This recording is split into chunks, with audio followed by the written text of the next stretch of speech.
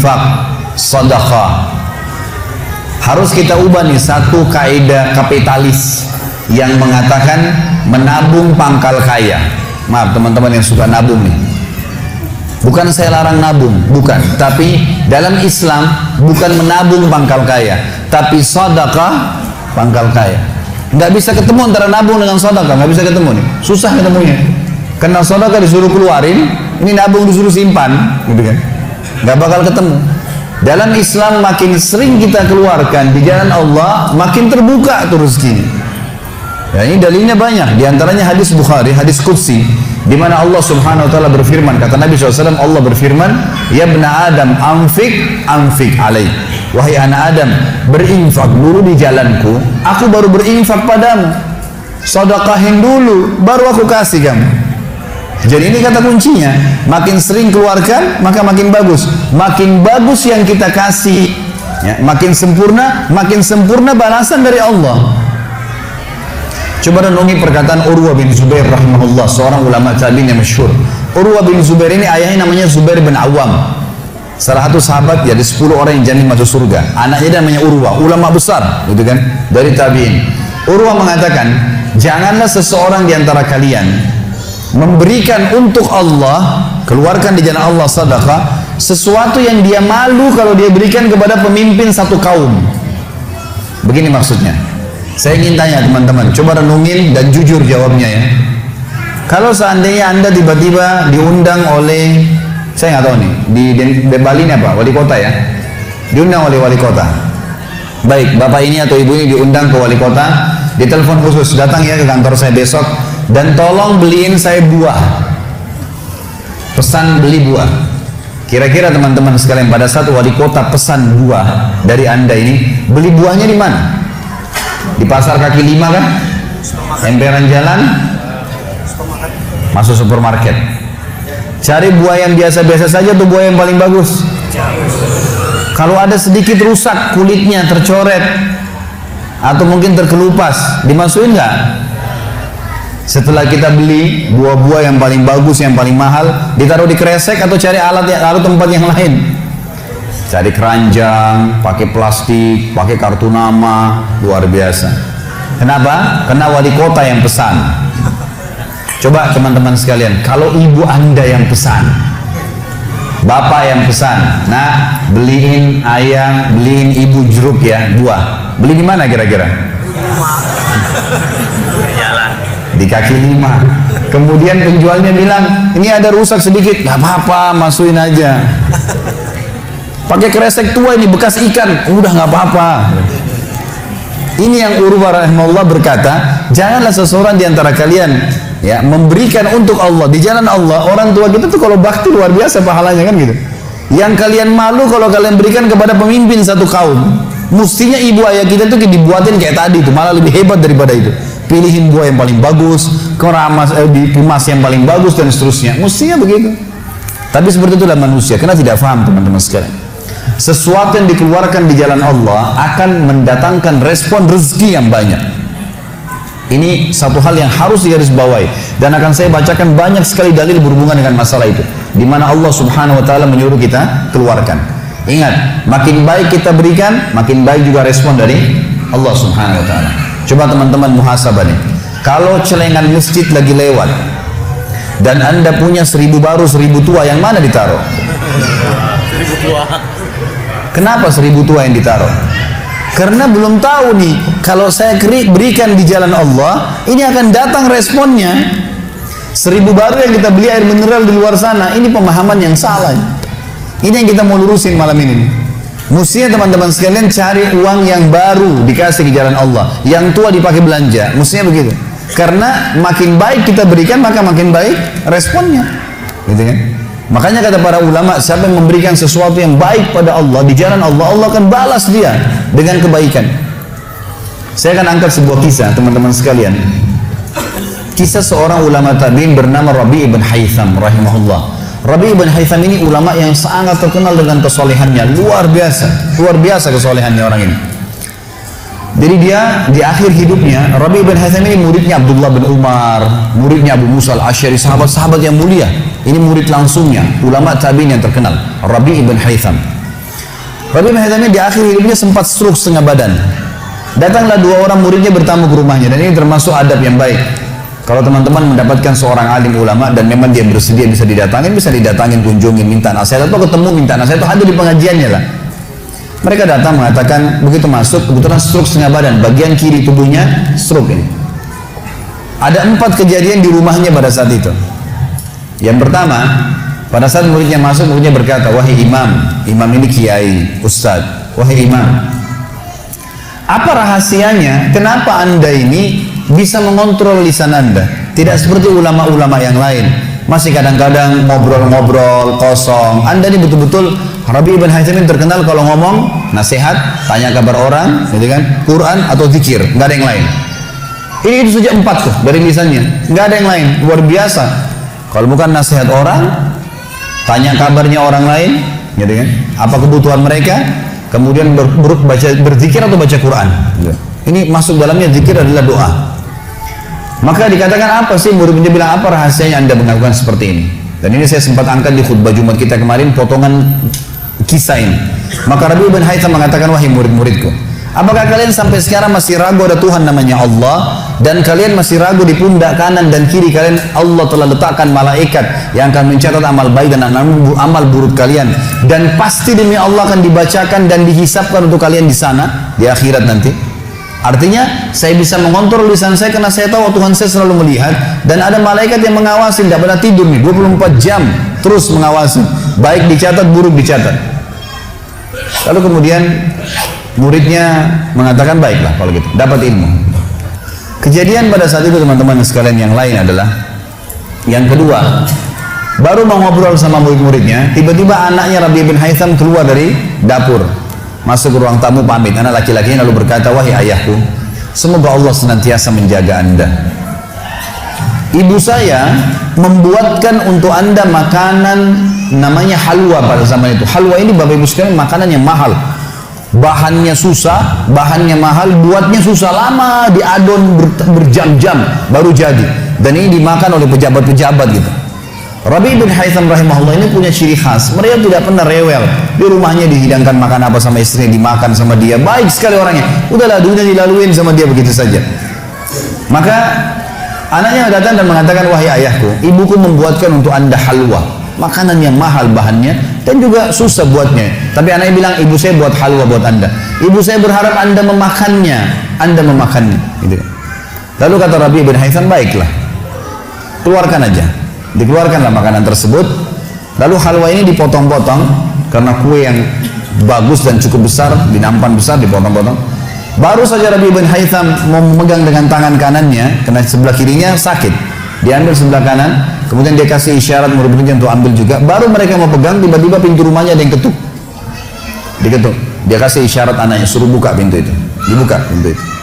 Anaknya pergi sana. Waktu dibuka teman-teman sekalian, ini ternyata yang ketuk pintu bukan orang biasa, orang yang luar biasa, orang gila, gitu kan. Jadi bukan orang yang peminta-minta biasa, orang yang luar biasa, orang yang selalu anggap ini udah deh, nggak usah dilayanin, nggak usah diajak ngomong, nggak usah diperhatikan, gitu kan. Orang gila ini ketuk pintu dengan pakaiannya yang lusuh, tidak pakai alas kaki, rambutnya berantakan, kasih isyarat minta makan. Rabi bin Haytham rahimahullah tunjuk anaknya, suruh datang, angkat nih halwa, kasih orang gila itu. Halwa nih, makanan yang mewah, kasih orang gila itu. Dibawa sama anaknya. Anaknya ini, Rabi bin Haytham waktu bawa piring itu, niatnya ingin memberikan ke orang gila 1 potong, gitu kan. Begitu tiba depan pintu, orang gila lihat makanan enak, walaupun gila tahu juga nih makanan enak, gitu kan. Diambil sama dia piringnya, diambil, dimakan semua. Dalam kisahnya dikatakan sampai air liurnya jatuh di situ, dihabisin sama dia. Sudah habis teman-teman sekalian, apa yang terjadi? Orang gila nggak ngerti, dia nggak terima kasih, nggak apa, piringnya dilempar pergi. Anaknya Rabi bin Haytham ini tahu nilainya makanan yang ibunya buat tadi. Diambil piring itu, ditutup pintunya, lalu dia kembali lagi. Kemudian dia bilang sama ayahnya, wahai ayahku, semoga Allah senantiasa menjaga anda. Sebelum saya lanjutkan kisah teman-teman sekalian, saya sarankan juga bahwa teman-teman di sini yang sudah punya anak, biasakan selalu menggunakan doa antara suami istri dengan anak, itu penting sekali. Karena kata Nabi SAW, jangan ucapkan kata-kata doa yang bisa berbau doa buruk buat kalian, diri kalian, keluarga kalian, dan harta kalian. Karena bisa saja malaikat lewat dan mengaminkannya. Ya. Kita harus selalu doa yang baik gitu kan. Jadi Rabi bin Haitham membiasakan anaknya untuk dilatih berdoa yang baik. Jadi selalu kalau mau minta tolong, nah semoga Allah menjagamu, ambilkan ayah ini. Nah semoga begini, semoga Allah menjagamu, semoga Allah berikan kau rezeki, ambilkan ayah seperti ini. Jadi selalu diikuti dengan doa.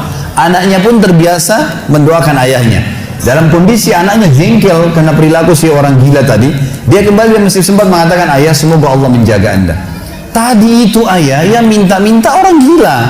Dia tidak mengerti nilainya makanan yang kita kasih. Kalau tadi anda suruh saya ke dapur ngambil apa saja, roti lah, apalah, dia makan juga. Kenapa harus halwa yang ibu saya setengah mati buat, biayanya mahal, buatnya lama, gitu kan? Jadi anaknya butuh jawaban nih. Perhatikan apa jawabannya orang beriman kepada Allah dan tahu benar kata kunci bertambahnya rezeki justru dengan sedekah itu. Kata dia apa? Ya waladi illam yadri fallahu yadri. Baru dia baca ayat lan tanalu birra hatta tunfiqu mimma tuhibbun. Wahai anakku, kalau orang gila itu tidak tahu nilainya makanan yang kita kasih, nggak penting buat saya. Karena Allah tahu nilainya. Bukan dianya, tapi Allah tahu nilainya. Dan ingatlah firman Allah, kalian tidak akan mendapatkan, gitu kan? Kalian tidak akan mendapatkan balasan sempurna daripada sedekah kalian sampai kalian menginfakkan apa yang paling kalian cintai. Saya suka halwa itu, tapi disuruh kasih. Teman-teman sekalian, pelajaran luar biasa dari kisah ini. Pernah nggak kita berpikir berikan makan orang gila? Kadang-kadang subhanallah kita lihat orang gila ambil di sampah, kita biarin, nggak mau dilihat. Kalau kita nggak kasih makanan dia, siapa yang akan kasih makan? Dan Allah tetap menilai kita dan sesuai dengan niatnya. Innamal a'malu binniyat. Termasuk saya pernah jelaskan ke jamaah saya di pengajian. Kalau ada orang datang ke masjid kita ini sekarang bawa proposal, teman-teman sekalian, nih proposal saya mau bangun masjid, butuh bantuan 1 miliar, kita nyumbang semua, terkumpul 1 miliar. Sebulan kemudian kita tahu orang itu dusta, rugi kah kita?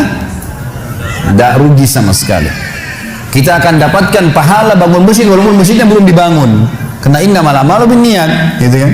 Allah akan kasih begitu. Siapa yang niat mengerjakan satu perbuatan, niat dalam hatinya, belum dikerjakan dapat 1 pahala, dikerjakan diberikan pahala 10 kali lipat sampai 700 kali lipat kata Nabi SAW. Jadi jelas sekali, gitu. Bagaimana Rabi bin Haitham mengajarkan kepada kita bersedekah, teman-teman, sampai pada orang gila pun dikasih. Karena Allah akan menilai kebaikan itu. Bagaimana bisa kita tidak lakukan? Maka selesai kisah yang kedua. Kisah yang ketiga adalah muridnya mengatakan, wahai imam, apa nasihat anda? Apa nasihat anda untuk kami dalam masalah ibadah? Tentu yang jadi saksi bahasan tadi orang gila dikasih makan itu ya. Maka dia mengatakan waktu ditanya oleh muridnya apa nasihatnya dalam ibadah? Ibadah kami apa nasihatnya? Sholat, puasa, apa nasihat anda? Maka beliau mengatakan, alaikum bil asrar, rahasiakan amal soleh kalian. Jangan ceritakan sama siapapun. Kerjakan tapi jangan ceritakan. Udah, Allah sudah utuskan ada malaikat yang catat semua kebaikan, tidak dibayar, tidak pernah tidur, lengkap semua data-datanya hari kiamat. Semua dicatat. Rahasiakan amal soleh kalian, jangan ceritakan sama siapapun, jangan buka sama siapapun. Baik. Lalu kejadian terakhir di rumahnya adalah teman-teman sekalian, waktu itu terdengar azan duhur, stroke setengah badan.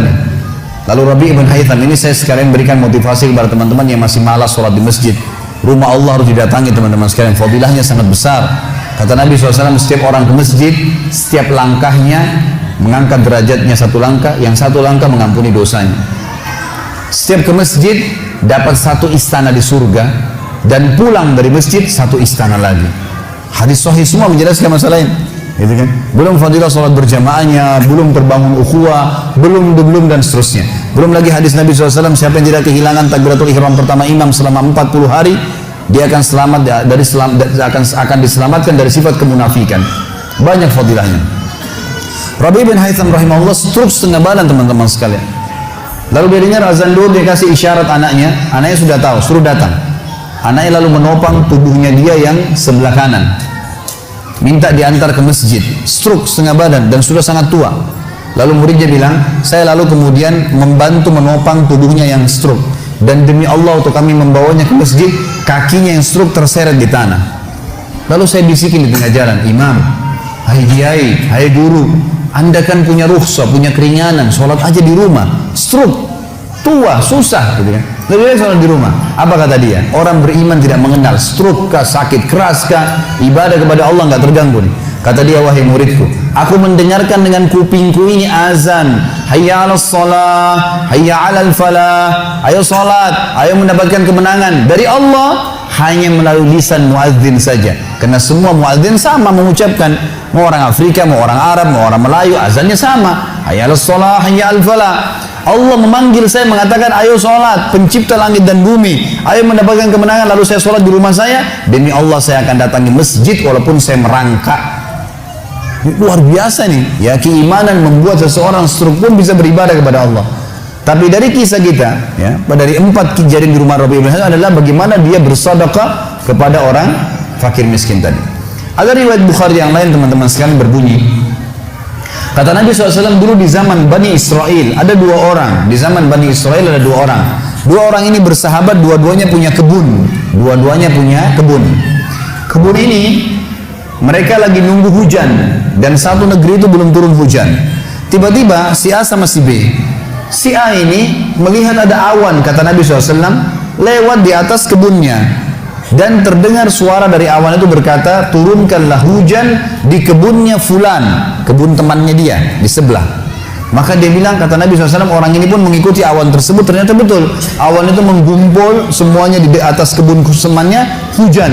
Tapi cuma kebun temannya, yang lain nggak kena hujan. Maka Nabi SAW mengatakan, dia pun bertanya pada temannya, apa yang kamu lakukan dengan kebunmu? Sampai di musim panas seperti ini pun Allah masih menurunkan hujan untuk kebunmu saja. Apa yang dia bilang? Dia bilang, saya membagi keuntungan dari usaha saya ini menjadi 3. Keuntungannya bukan modal. Sepertiganya saya infakkan di jalan Allah, langsung saya keluarkan. Sepertiganya lagi saya tambahkan ke modal. Sepertiganya lagi saya gunakan untuk keperluan keluarga saya. Jadi ternyata teman-teman sekalian, sedekah itu betul-betul sangat luar biasa, membuka pintu rezeki. Jadi makin dikeluarkan, makin royal, makin datang. Saya sarankan teman-teman kalau bisa ikutin ceramah saya di YouTube, ada tentang Abdurrahman bin Auf, sahabat Nabi, serial sahabat. Kita sudah membahas 9 sahabat, Abu Bakar, Umar, Uthman, Ali, Talha, Zubair, kemudian Abdurrahman bin Auf, Talha bin Ubaidillah, terakhir itu Sa'id bin Zaid. Dan insya Allah hari Sabtu depan ini akan ada tablik akbar sahabat yang ke-10, Abu Ubaidah bin Jarrah. Abdurrahman bin Auf salah satu sifat ciri khasnya, semua sahabat suka bersedekah, tapi Abdurrahman ini luar biasa dalam sedekah, luar biasa. Beliau pernah kedatangan keuntungan 1 peti emas di satu malam, gak bisa tidur, gelisah. Istrinya tanya, kenapa Abdurrahman? Dia bilang, saya gak bisa tidur nih, belum pernah ada keuntungan sebesar ini. Kata istrinya, lalu apa keinginan? Dia bilang, saya ingin keluarkan jalan Allah, saya gak mau simpan di rumah saya malam ini, ya, gak mau nabung. Kalau kita subhanallah baru untung 1 juta sudah antri sejam di bank gitu kan. Ini nggak mau nabung, keluarin malam ini, sedekahin semua untuk fakir miskin. Gitu. Istrinya juga solehah, nggak seperti sebagian muslimah. Maaf, saya nggak singgung muslimah di belakang sana. Tapi ada orang begitu, suaminya dapat untung, sebelum disedekahin, sebelum kasih orang tuanya, sebentar dulu, jatah saya mana? Gitu. Ini enggak, istrinya mengatakan sedekahin. Ayo kita sama-sama. Dibungkuslah emas-emas itu, koin-koin emas, dirham emas itu, kemudian dibagiin, habis. Subhanallah, karena ikhlasnya mensedekahkan semua keuntungan malam itu, besok dalam riwayat saya dikatakan datang 2 peti keuntungan dengan produk yang sama. 2 peti emas dikeluarin sama Abdurrahman, 2 peti emas. Hari ketiga datang 3 peti keuntungan, dikeluarkan hari keempat datang 4 peti, begitu terus sampai Abdurrahman memiliki sebuah gudang penuh dengan emas. Waktu Abdurrahman radhiyallahu anhu meninggal dunia, waktu mau dibagi warisannya, itu emas-emasnya saking sudah ditumpuk-tumpuk sampai melengket satu sama yang lain. Waktu mau dipisahin, dibagi, itu harus pakai kampak, dan yang mengkampak itu tangannya sampai memar, luka. Gitu. Saking banyaknya, selalu sedekah. Setiap hari beli 33 budak dibebasin, setiap hari beli budak bebasin. Setiap hari datangkan 30 kafilah, ya 30 ekor unta untuk diparkir, ditaruh di tengah-tengah jalan, Madinah. Lalu pegawainya berteriak, Abdurrahman membagi-bagi buat kalian, silakan, semua ambil kebutuhannya. Luar biasa gitu. Kita subhanallah kadang-kadang bersedekah, kalau orang datang itu pun masih perhitungan. Gitu kan. Ini nggak sengaja cari orang yang butuh lalu dikasih. Maka lihat bagaimana mereka memahami tentang masalah sedekah ini teman-teman sekalian. Dalam hadisnya dikatakan sedekah tutfi'u ghadabur rahman. Sedekah itu bisa meredam murkanya Allah. Keluarin, jangan ragu dengan masalah sedekah itu. Karena itu kata kunci datangnya rezeki. Mari kita dengarkan ayatnya. Yang pertama adalah surah Al-Baqarah, surah nomor 2 ayat 254. Allah Subhanahu wa taala berfirman, Al-Baqarah 254, A'udzubillahi minasyaitonirrajim. Ya ayyuhalladzina amanu, hai orang-orang yang telah beriman pada Allah, anfiku, keluarkan mimma razaqnakum, dari apa yang telah kami berikan untuk kalian rezeki, min qabli an ya'ti yaumun la bay'un fihi wala khullatun wala syafa'ah wal kafirun humudz zalimun. Sebelum datang hari nanti kalian menyesal, nggak ada lagi hari transaksi, nggak ada lagi kasih sayang, tidak ada lagi pertolongan hari kiamat. Teman-teman sekalian, maaf kalau anda punya rezeki banyak di rekening, masya Allah, bagus, tapi usahakan selalu ada sedekahnya. Karena kalau kita biarkan numpuk, kita cuma bangga di angka tulisan, di print bukunya, oh iya banyaknya 2 miliar, 10 miliar. Kita cuma bangga dengan angka. Apa yang mau dibanggain? Pada saat antum meninggal, kalau antum tidak sedekahkan, teman-teman sekalian, tidak punya masjid yang dibangun, nggak punya kegiatan amal jariah, nggak pernah punya sesuatu buat dia infakkan sebenarnya, gitu kan? Maka pastikan orang seperti ini akan menyesal pada saat meninggal. Coba ya saya sedekahin dulu. Makanya kata Nabi SAW, hartamu yang sebenarnya, harta yang kau sedekahkan selama kau hidup, itu harta sebenarnya. Dan harta yang bukan sebenarnya yang kau habiskan beli makanan dan pakaian, habis semua. Yang kau sedekahin. Seorang ulama salaf dulu pernah ditanya, setiap dia dapat keuntungan selalu sedekahin, dapat keuntungan selalu sedekahin, selalu sedekahin. Dipakai untuk kebutuhan keluarganya, sisanya sedekah, nggak ditabung sama dia, dihabisin. Maka pada saat ya ada teman-temannya kumpul di rumahnya lalu berkata, wahai fulan, apa kok nggak sayang hasil kerimatmu? Bukannya ditabung malah dikeluarin terus. Kok nggak sayang sama hartamu tuh? Kata dia apa? Justru saya sayang sama harta saya. Karena saya sayang, jadi saya mau bawa harta saya sampai di akhirat. Ini sedekah saya bawa sampai di akhirat. Kalau saya simpan di sini, saya cuma tabung untuk dunia saja. Gitu. Jadi lihat bagaimana mereka memahami tentang masalah sedekah itu. Kemudian dikatakan, dan orang-orang kafir, mereka lah orang-orang yang zalim. Mereka tidak mau sedekah, maka mereka zalim sebenarnya. Kemudian surah Ibrahim, surah nomor 14 ayat 31 sampai 34. Allah Subhanahu wa taala berfirman, A'udzubillahi minasyaitonirrajim, qul li ibadiyalladzina amanu. Katakanlah hai Muhammad kepada hamba-hamba saya yang telah mengaku beriman, yuqimus shalah, mereka mendirikan salat, jaga salat 5 waktu mereka, salat-salat sunnah mereka, wa yunfiqu, dan mereka bersedekah, menginfakkan, mimma razaqnahum, dari apa yang kami menjadikan sebagai rezeki buat mereka, sirran wa alaniyah, baik sembunyi-sembunyi ataupun terang-terangan. Karena kadang-kadang kalau ada orang minta di pinggir jalan, kita nggak mungkin sembunyikan, tinggal mengontrol supaya tidak riya saja. Min qabli an ya'tiya yaumun la bay'un fihi wala khilal, sebelum datang hari tidak lagi transaksi, nggak bisa lagi kita keluarkan uang kita. Di akhirat nggak laku lagi rupiah, nggak laku lagi dolar, nggak laku lagi pound sterling, nggak ada lagi semua itu. Yang laku adalah yang sudah disedekahkan selama di dunia. Sebelum datang hari yang tidak ada transaksi dan tidak ada lagi persahabatan. Allahul ladzi khalaqas samawati wal ard, yang menyuruh kalian sholat tadi dan menginfakkan apa yang kalian telah diberikan adalah Allah yang telah menciptakan seluruh langit dan bumi. Wa anzala minas sama'i ma'a, dan telah menurunkan dari langit air. Fa akhraja bihi minas samarati rizqan lakum, lalu dengan air hujan itu dia tumbuhkan buah-buahan sehingga kalian bisa menjadikannya sebagai rezeki kalian, menutupi kebutuhan kalian. Wa sakhkhara lakumul fulka litajriya fil bahri bi amri, yang menyuruh kalian sholat dan berinfak itu adalah Tuhan Allah yang telah menundukkan lautan sehingga bahtera-bahtera kalian bisa melaut di atasnya. Wa sakhkhara lakumul anhar, juga yang telah menundukkan sungai-sungai buat kalian, bisa dilewatin atasnya, bisa diambil ikan-ikan dan seterusnya yang ada di dalam lautan dan sungai itu.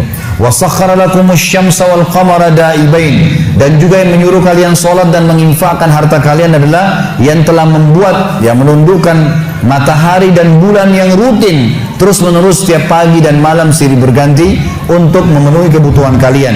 Wa sakhkhara lakumul laila wan nahar, dan menundukkan juga buat kalian malam untuk istirahat dan siang untuk bekerja. Wa atakum min kulli ma sa'altumu, dan juga dia akan memberikan semua apa yang kalian minta kepadanya. Wa in ta'uddu ni'matallahi la tuhsuha, kalau kalian ingin menghitung-hitung nikmat Allah maka kalian tidak akan mampu. Innal insana la zalumun kafar, sesungguhnya manusia itu zalim, kafar, kufur, gitu kan. Dikatakan dalam sebuah hadis, kata Nabi SAW, manusia itu kufur kalau dia dikasih, ya, Kalau Allah tidak, Allah tahan rezekinya, maka dia terus menerus berdoa, terus menerus mengeluh, dan pada saat Allah kasih dia pelit untuk tidak keluarkan.